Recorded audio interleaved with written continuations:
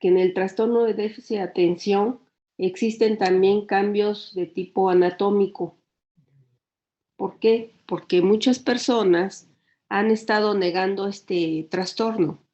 Muchos dicen que es pura invención, de que nada más uno quiere dar medicamentos, que no existe, etcétera. ¿Por qué? Pues porque no hay una prueba real, porque los cambios que puede haber a nivel cerebral son parecidos a otras situaciones. Entonces, pero de todos modos sirve como para que ustedes puedan explicar con mayor seguridad a los padres en qué consiste este trastorno de déficit de atención. Por lo tanto, vamos a compartir pantalla. No, nada más que me dé chance aquí de la compañera para que yo pueda compartir, por favor.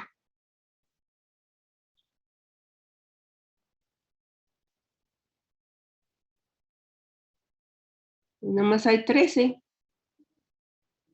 Bueno, pues ni modos. Nosotros se perderán la clase.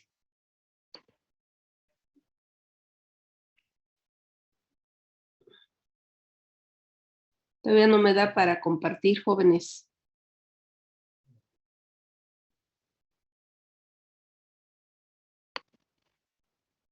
Anfitrión inhabilitó la función de compartir las pantallas de los participantes. Entonces, a ver si me hacen el favor de habilitar la función de compartir pantalla, por favor.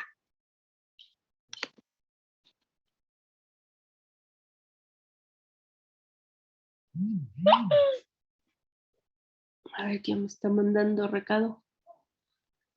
¿Algo mientras? ¿Alguna pregunta?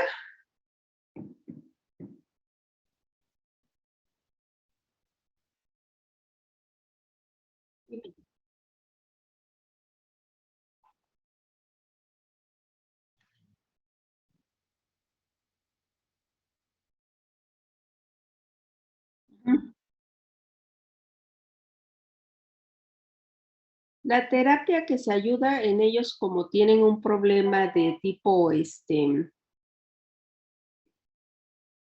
ok, apenas va a poner, tienen problemas en cuanto también a la cuestión de motriz, entonces es tratar de ayudarlos en la cuestión motriz, también enseñarles técnicas de estudio, porque si estamos hablando que hay problemas de tipo inatención, pues se les ayuda a cómo hacer técnicas de estudio para que sea más fácil para ellos a aprender.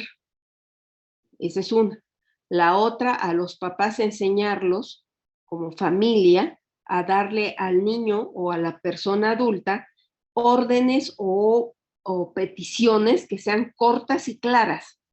Porque normalmente uno lo que hace es, anda, venme a traer los zapatos en el closet que están del cuarto de tu hermana, ¿no? Entonces, a medio camino ya se le olvidó qué le dije.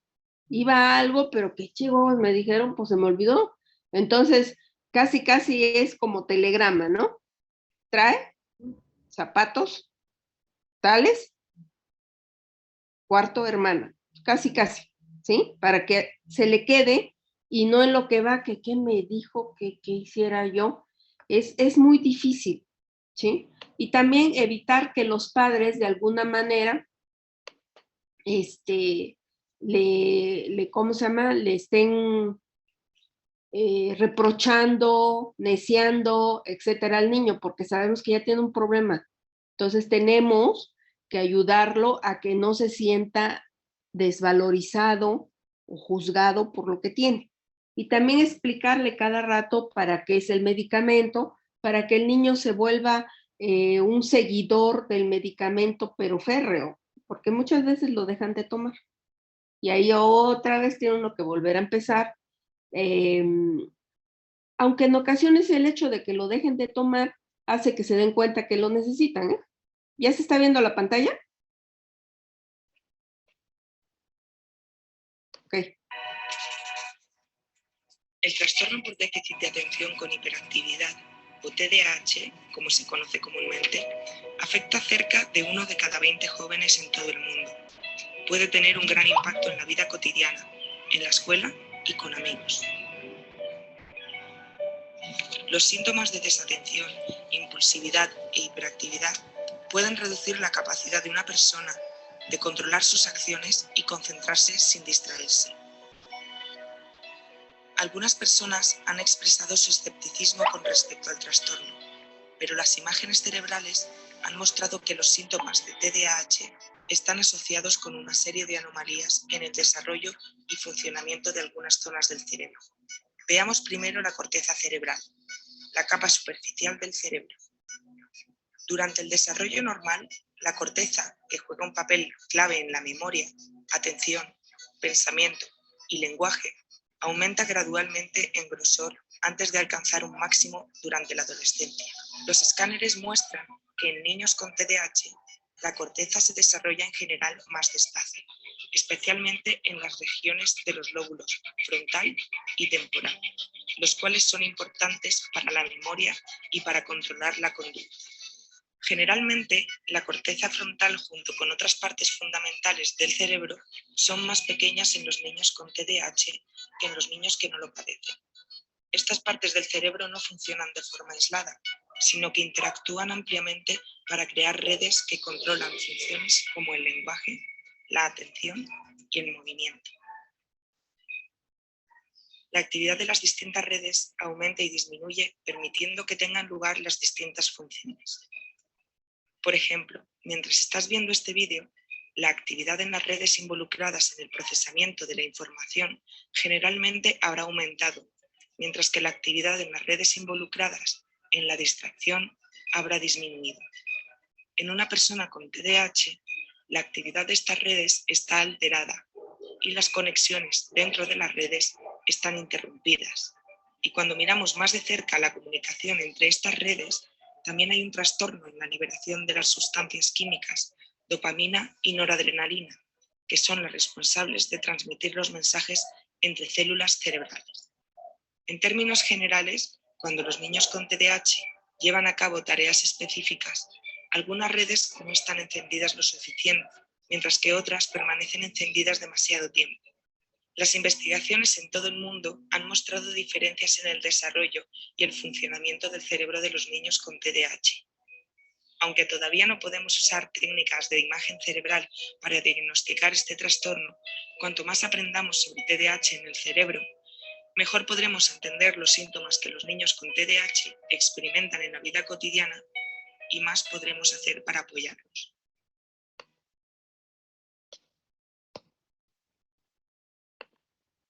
Lo que sucede es que muchas personas dicen que este trastorno no existe. E incluso médicos dicen que no existe, que porque vieron que un científico dijo que era pura mafufada, pero no, este ya trastorno se conoce desde pues hace muchísimo tiempo, nada más que apenas se le dio el nombre de trastorno de déficit de atención. Se veía que existía, pero no se sabía qué era. Entonces, ahorita con avances se ha visto que es el problema a nivel de pues, lo que se le achaca neurotransmisores, pero también existen problemas a nivel de la anatomía cerebral. Lo que pasa es que muchas veces, como puede ser leve, moderado y severo, pues nada más se ve el moderado y el severo, no se ve el leve. Y ahorita ya se ha visto que muchos trastornos en el aprendizaje tienen que ver con el trastorno de déficit de atención. Así es de que eso es lo que quería yo mostrarles hoy y esperar a que ustedes me hagan preguntas. Cualquier duda que tengan, aprovechen, por favor.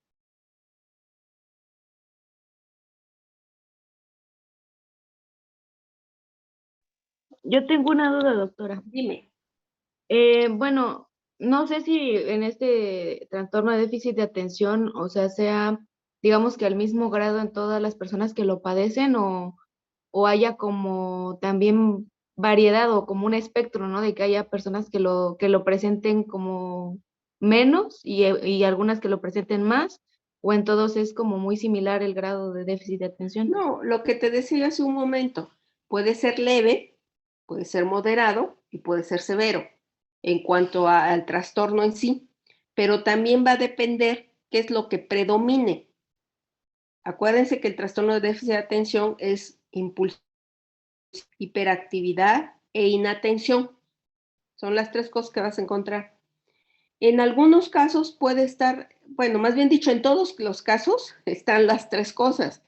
Lo que va a variar en ocasiones es predominio tal vez de la inatención, predominio en ocasiones de la hiperactividad o predominio de la impulsión. Depende de qué esté predominando, pues, para que me entiendas. Ahora, de todos modos, el tratamiento va a actuar sobre esas 3 cosas. Entonces, lo que se hace es el mismo tratamiento que ya les mencioné en la clase pasada, se puede utilizar aunque predomine la inatención, aunque predomine la hiperactividad o aunque predomine la impulsión. No sé si me expliqué. Sí, doctora. Entonces, el tratamiento es igual, pero en el caso de la terapia, dependiendo de qué predomina, ¿hay algún tipo de diferencia? No, en general es la misma terapia. Bueno, dependiendo de a quién vayas a ver, ¿verdad? A qué psicólogo, a lo mejor él piensa que tiene más que ayudarte en problema de inatención, hay otros que te ayudan más con la hiperactividad, pero en general se tiene que hacer los 3, y te estoy hablando que persisten las 3 cosas en el déficit de atención, pues se tiene que trabajar las 3, ¿no? Dependiendo cuál va, a lo mejor de acuerdo a la persona que vas a ver, va a querer trabajar primero, pero en realidad se tienen que trabajar las 3, ¿sí? Gracias, doctora. Y entonces aquí completo, como ya das el tratamiento y el cerebro tiene tiempo de pensar las cosas, funciona la terapia. Pero si tú no das medicamento y nada más utilizas la terapia, nunca va a funcionar. Eso es un error que cometen muchas personas, sobre todo no médicos, que empiezan a ayudar, según ellos, al niño, pero si no está el medicamento, no lo ayudas porque el cerebro sigue funcionando como quiere, como vimos. Algunas prende el foquito y otras no prenden el foquito o lo prenden más tiempo el foquito que los otros, las otras células. Y entonces eso no hace que el niño aprenda. Te voy a contar esto, no voy a decir nombres también. Mire, hay una psicóloga que yo no sé si a todos les digan en psicología, pero creo que a algunos sí, pero les dicen que no hay que dar medicamento, ¿no? Y a un niñito lo tenía allí en su, en su consultorio 3 veces a la semana. Cobraba más caro que yo, pero bueno, lo tenía 3 veces a la semana y nada más le decía, llegaba el niñito con sus libritos para hacer tareas. Ahí no había un buen diagnóstico, bueno, sí había parcialmente, pero espero ahorita les digo. Entonces ese niñito yo lo veía, porque yo tenía mi consultorio cerca, y entonces yo lo veía y decía, ay, pobre niñito, está amoladito, ¿no? Yo sí lo veía que tenía cierta inquietud, entraba, hasta que un día oí unos gritotes brutos. Pero pues como yo no salgo y yo estaba con un paciente, yo me desentendí. Tiempo después me habla el papá del niño, pues que me veía que entraba yo y salía a mi consultorio, saludaba yo, buenas tardes, con permiso, así, ¿no? Y me habla y me dice, doctora, quiero que usted que vea a mi hijo. Dice, yo soy el papá de fulanito de tal, y al niñito lo conocía, te digo, porque lo veía yo y además sabía yo su nombre. Ah, sí, dígame, pues es que quiero que vea usted a mi hijo. Bueno, está bien. Y entonces me fueron a ver el papá nada más, el niñito no fue. Y le digo, ¿y su hijo? No, dice, no vino porque no quiere ya ver a la psicóloga. Digo, ¿por qué? ¿Qué no yo? Dice usted tal día que, sí, le dije, oí los gritos, pero no, como no salí, le dije, yo estaba ocupada, no, sí me di cuenta, dice que no salió. Lo que pasó es que la psicóloga se desesperó y el niñito, no sé qué hizo, y entonces la psicóloga le da o sea, pongan ustedes que de juego, no sé si le pegó fuerte, el niñito dijo que sí, que le pegó fuerte, le dio un soplamocos. Y por eso fueron los gritos del niñito que estaba diciéndole al papá que le estaba pegando la psicóloga. Entonces ya no quiso volver a ir el niñito, pero el problema era que si me iba a ver a mí, tenía que entrar al edificio y estaba cerca el de la psicóloga y le agarró miedo, según. Bueno, por fin le dije al señor, mire, vamos a hacer una cosa, lo voy a ver en otro consultorio, y que era el consultorio de mi hermano, y entonces ahí lo veo y llega usted tal fecha, pues está bien. Entonces ya llegó el señor con el niñito, ahí sí entró el niñito. Entonces cuando lo empezamos a observar al niño, sí tenía datos de déficit de atención, pero en realidad lo que tenía era un espectro autista, que se llama síndrome de Asperger. No sé si han oído hablar de eso. Pero bueno, se los voy a decir. Es un autismo en el cual se caracteriza que las personas que lo sufren pueden aprender, vamos a tener una vida, entre comillas, normal, pero en sectores son más inteligentes. Puede que no puedan ni abrocharse los zapatos, ni los pantalones, ¿me entienden? Pero sí son de los que se aprenden todos los datos, y en algunos les dicen pues los sabios tontos, pues, para que me digan, otros dicen otra cosa, pero bueno, ¿por qué? Porque se aprenden las cosas, dibujan extraordinario, pueden tener, o ser unos músicos extraordinarios, pero en su vida diaria no se pueden desarrollar, a diferencia del autismo puro y duro, que es el que se aíslan y ni te fuman, pues, y están en su mundo. Y entonces, ahí no habían hecho el diagnóstico del aspecto autista. Entonces ya se le dice al papá que su niño tiene un autismo. Dice, ¿por qué no me lo había dicho la psicóloga? Pues no es médico, ¿no? Entonces, digo, eso es la gran diferencia entre un médico y un psicólogo, o es un psiquiatra. Y entonces se le mandó, porque dentro de ese espectro autista hay un déficit de atención, pero no es lo que predomina. No sé si me estoy dando a entender. Por fin, se le mandó al niñito un medicamento para déficit de atención, para mejorar conducta, para que pueda aprender y se le pueda enseñar a ser un poquito más autónomo. Era hijo único de unos padres ya añosos. Entonces, imagínense la preocupación del papá y la mamá de que esta criatura se quedase sola, ¿no? Entonces, se tiene que hacer un buen diagnóstico para poder ayudar de manera integral al paciente. ¿Alguna otra pregunta?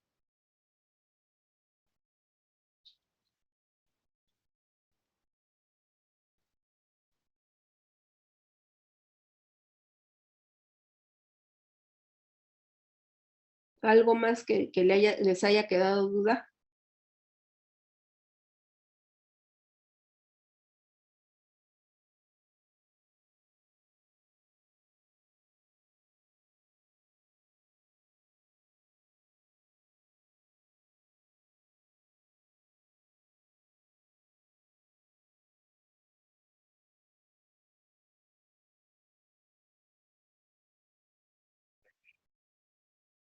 Más sola, se ve más sola, como déficit de atención se ve más sola, ¿sí? A veces sí coincide con una otra patología que sería el espectro autista. En otros casos también puede coincidir con un mal funcionamiento cerebral, ¿sí? Que sería un daño orgánico, se le llama, por X o Z. Ahí también se puede ver el trastorno de déficit de atención. Voy a contarles otro caso, ahorita que me recuerdas.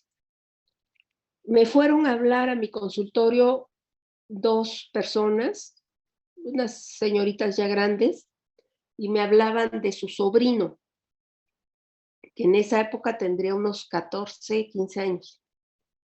Entonces me fueron a ver las dos tías. Serían, no sé si eran, sí, tías. Y entonces me dicen, fíjese doctora, que tenemos un sobrino que actúa así, asado, le roba a sus papás, tenía unas actitudes muy psicopáticas, es muy grosero, bueno, ¿no? Y me lo describen, y entonces yo les digo, oiga, pues sería bueno que yo lo viera, porque a mí me suena no tanto a una cuestión psicopática, sino que a una cuestión de déficit de atención. Y me dicen, pues es que voy a hablar con la mamá porque la mamá es médico y no quiere que su hijo sea tratado y que no sé qué, no sé cuándo. Bueno, somos hermanas del papá, las hermanas mayores del papá. Está bien, le dije, pues mire, platiquen con ella, díganle esto, ya les dije que más o menos cómo presentarle la situación y pues ojalá pueda venir, sí, me dice. Llega tiempo después, no recuerdo qué tiempo, pero fue un tiempecito después, en que por fin traen al niño. En primer lugar, los dos papás súper altos, ¿eh? Imagínense el niño de 14 años, creo que medía como 2 metros. Yo bajita, el chamacote, ¿no? Y empiezo a platicar con él y veo, y sí, como que me sonaba más a déficit. Entonces le digo, vamos a hacer pruebas para ver, porque no había una prueba específica, como que hay muchas pruebas que se pueden hacer, como atención, coeficiente intelectual, otras cosas que como que en conjunto nos pueden dar la idea del déficit de atención. Bueno, entonces le hacen los estudios y sí sale que pues puede ser eso, ¿no? En realidad no hay una estructura psicopática como personalidad, etcétera. Y entonces, ya con las pruebas, yo les digo a la mamá, doctora, primero llegó muy, que a veces tenemos los médicos como que nos sentimos mucho, ¿verdad? Entonces, y nada más me oía y se me quedaba viendo. Entonces yo le dije, mire señora, mire doctora, lo que encontramos en su hijo es esto y esto, pero yo, desde el punto de vista clínico, le digo que estoy casi segura que su hijo también tiene una lesión cerebral. Y ahí me dicen, no, no es cierto, porque yo ya le mandé a hacer esto y esto y esto y esto, y todo salió bien, porque además la señora tenía su especialidad, ¿verdad? Y entonces le digo, pues hágaselo otra vez, por favor, porque yo estoy sospechando que hay problemas a ese nivel. Bueno, a regañadientes acepta el medicamento para el déficit de atención. Llegó, se seguía yendo, había una mejoría en la manera de funcionamiento del niño, sí.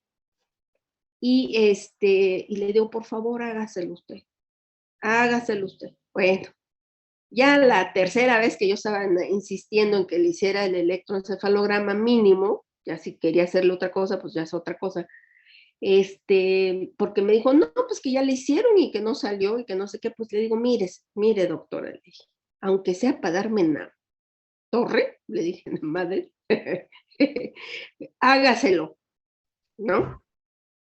Y entonces pasó, la siguiente, esa no me dijo nada, nada más se me quedaba viendo, no me decía nada. A la siguiente vez que la vi, me dice, ya le hicieron el electroencefalograma, pero se lo habían hecho desde la primera vez después que la vi, pero no me lo quería decir. Y finalmente el niño tenía una lesión cerebral, ¿sí? Entonces ahí se combinó el tratamiento del déficit de atención con un regulador del ritmo cerebral que sería la carbamazepina, es la carbamazepina. Entonces ahí lo combiné y ahí mejoró el chamaco. Mejoró como no tienen ustedes una idea, en estudio, en comportamiento, en todo. Les propuse a los papás que hiciéramos una terapia de familia. Se aceptaron, pero fueron nada más como, ¿qué puedo decirles? Que serían unas 3 veces, pero con eso afortunadamente ayudó mucho al niño. Y ya después lo veía yo muy retirado y a veces me lo encontraba, ahorita no me lo encontraba, bueno, teníamos salido con esta pandemia, pero a veces me lo encontraba yo en algún supermercado, esos grandotes, y casi de extremo a extremo me gritaba, ¡doctora! Me asustó la primera vez que me vio, que me gritó así, pues dije, ay Dios, ¿qué onda? Porque no veía yo quién era, pero él me había visto, creo que como, que sería unos 4 o 5 anaqueles más, y me gritó doctora y me fue a saludar y me abrazó. Se sentía muy bien. Desafortunadamente no sé cómo siga su mamá porque la doctora tuvo una enfermedad muy seria y pues espero que esté bien. Y, pero estaban todos contentos, todos felices, porque se logró encontrar qué le estaba pasando al chamaco, porque él iba para la cárcel, ¿eh? Porque además se salía de la escuela, imagínense un chamaco que de 14 años o 15 que mide 1,80, se te para enfrente y te quita el celular, ¿tú qué le vas a decir? Ni sabes que es un chamaquito de 14, 15 años. Tú nada más ves la altura y te da pánico. Andaba robando celulares, andaba haciendo cosas que no debía y mejoró mucho. Y ahí puede ser, te digo, también una lesión cerebral con déficit de atención, porque si estamos hablando que hay cambios en la estructura cerebral, pues puede haber cualquier cambio. Es como cuando tú recibes un bebé que tiene una aparente malformación, que la ves, siempre hay que buscar otra, interna, porque a veces van acompañados de malformaciones que ni se cuenta se da uno. Y entonces siempre busca uno. Que generalmente la encuentras el déficit de atención solo, pues sí, pero no hay que descartar las otras cosas. Siempre hay que estar buscando algo. No sé si eso contestó tu pregunta.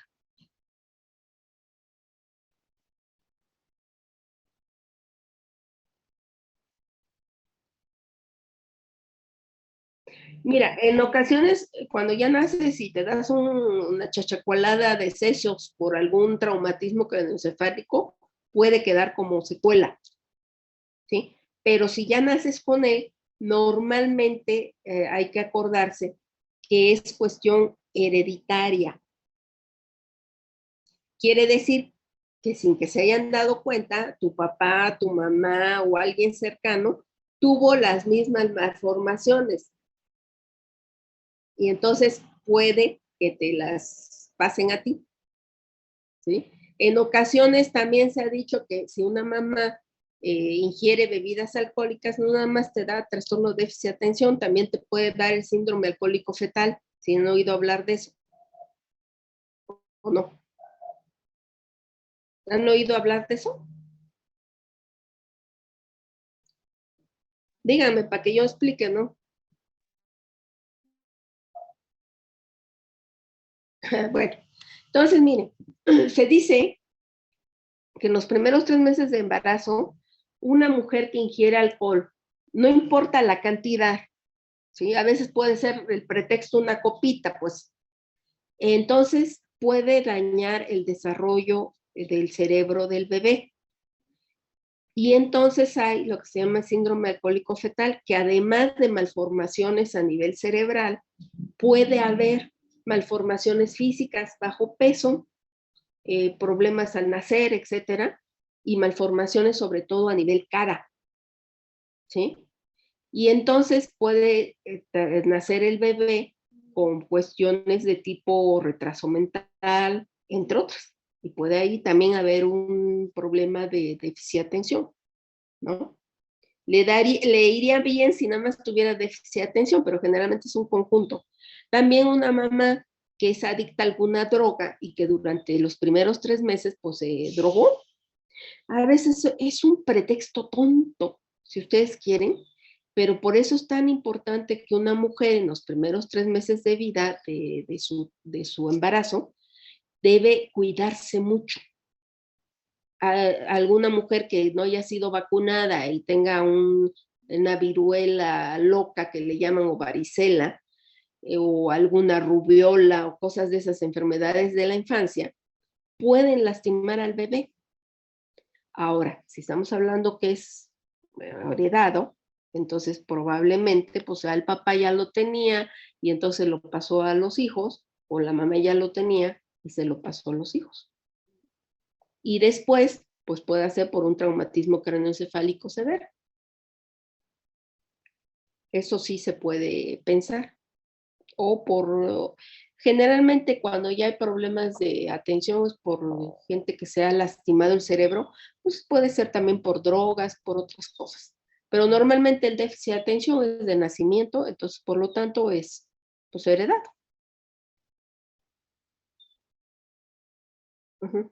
¿Alguna otra cosa? Nos quedan 8 minutos. Aprovechense. A ver, ¿quién me está aquí poniendo? En caso de un paciente que utiliza antidepresivos, ¿se puede usar conjunto al medicamento para TDAH o se centra en terapia primero en uno de los trastornos? No, se puede usar conjuntamente, no hay ningún problema. Ahora, algo bien interesante les quiero decir, el trastorno de déficit de atención puede dar trastornos a nivel del estado de ánimo y a veces no es necesario dar un antidepresivo. ¿Por qué? Porque es parte del TDAH. Pero cuando ya estamos frente a un trastorno depresivo de moderado a severo, más vale dar antidepresivo y el medicamento por trastorno de déficit de atención. Porque si les das para el trastorno de déficit de atención y descuidas la depresión, que es otra entidad, pues puedes dejar al paciente a merced de su propia tristeza y en ocasiones, desafortunadamente, pues se suicidan. Pero sí se puede dar junto, no hay ningún problema. Hasta ahorita, así trato de acordarme rápidamente, si hay algún medicamento que provoque problemas con el TDAH, con el medicamento de TDAH, no. Sí se pueden dar. Si ya está comprobado el trastorno depresivo, ¿Alguna otra cosa?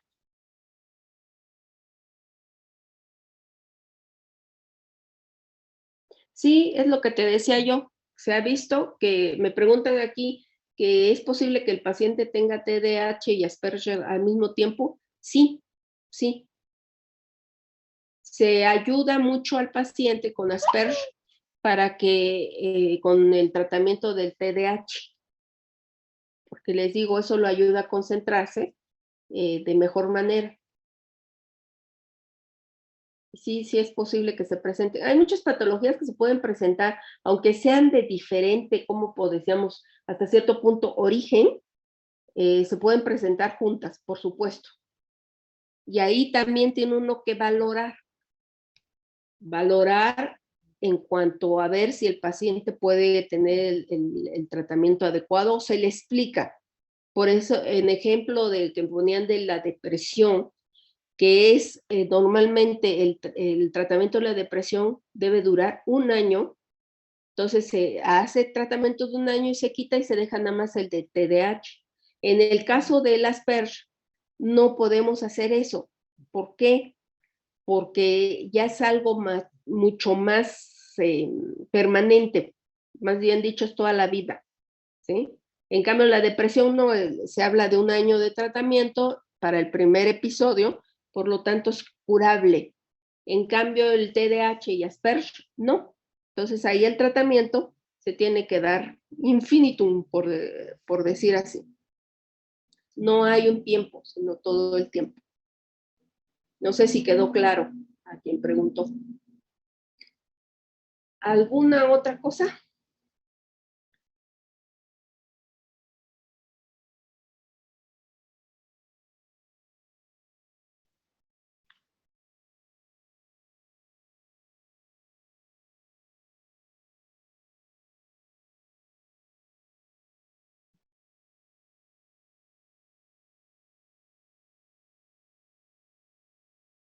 ¿Algo más, jóvenes?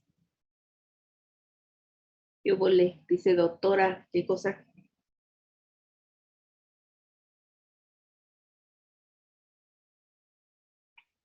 ¿Qué pasaría con las personas que no siguen su tratamiento? Híjoles, pues muchos problemas. ¿Por qué? Porque si tú no puedes estar atento, si tienes un trabajo que requiere atención, pues lo vas a hacer mal. La otra es que también se ha visto que las personas con TDAH adultos tienen muchos problemas para formar parejas. Entonces, va a ser tu vida un caos, pues. Entonces, o caes en trastornos depresivos mayores, caes en adicciones, caes en relaciones amorosas jodidas, dijéramos. Pierdes trabajos fácilmente, nunca tienes una cuestión estable. Eso es lo que provoca el no tratamiento del TDAH. Yo conozco a varios chavos que andan peregrinando, los corren de un lado, los corren del otro. Pues, ¿por qué? Pues porque no se les olvida que tienen que llegar a las 9 de la mañana y llegan a las 10. Se les olvida, ay, hoy día que tengo que trabajar, ay no, que era hoy y ya no fui. O sea, es muy, muy difícil tener un TDAH porque nunca estás en donde debes estar. Y te corren de cualquier trabajo, eso nadie te va a estar apapachando. Entonces es un caos tu vida. ¿Alguna otra pregunta? Yo soy de opinión que deben tomar su tratamiento.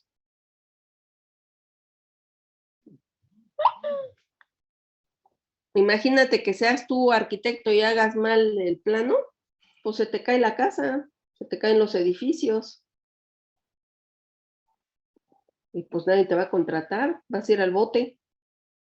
Te metes en situaciones que a veces, hijos, ay güey, ¿qué dicen, no? Tienes mucho problema de control de impulsos que te pueden meter en situaciones de que, pues ya ves al Pablo Lai, que está en el bote y que va a seguir en el bote porque mató al hombre porque lo empujó y se cayó el hombre hacia atrás, se fracturó cráneo, hemorragia cerebral, desnucado y murió. Y ahorita está en el bote. No digo que haya sido el déficit de atención, ojo, sino que falta de control de impulsos. Y el déficit de atención lleva a falta de control de impulsos. Y a veces es otra situación en la que no controlas impulsos, que no sé cuál sea la de este hombre, pero digo, a eso me refiero, a que no controlas tu impulso. Haces tonterías y puedes aterrizar en la cárcel. O en el cementerio, porque también agarras un coche y te vas a de donde es Benito Juárez, se me olvida, Guelatao, que ya ven que es una carretera horrible, y te vas a 200 kilómetros por hora, hombre. O sea, y en una de esas sales de la carretera y te mueres. Esos son los ejemplos que puedo darles. ¿Alguna otra cosa, niños?